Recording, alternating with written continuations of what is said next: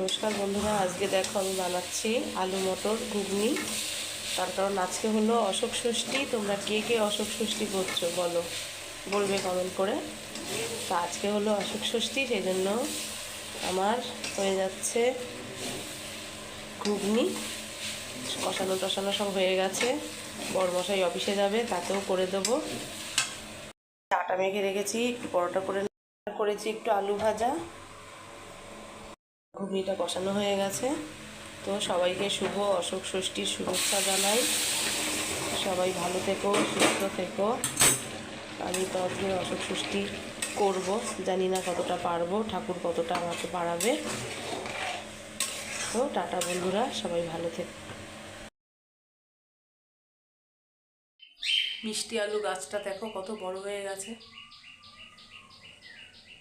দেখেছো? দেখো আমাদের কোকো বাবু, এই যে দেখো পাখার উপরে গিয়ে বসেছে।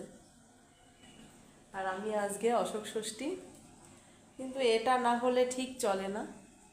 একটু লিকার চা না খেলে আমার একদম মাথা, কি বলবো, ধরে থাকবে।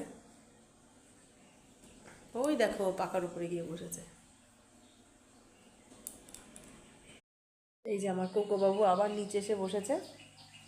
ছোনা, না ছোনা পাপা, ছোনা পাপা। দেখো দুপুরবেলার দিকে একটু পরোটা করে নেবো।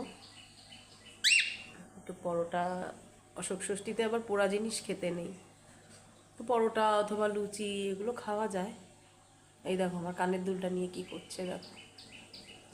তো কানের দুল নাকের খুব পছন্দ করে, দেখবে নাকের নিয়ে কি করবে। হুম হুম, এই দেখো সোনা মা।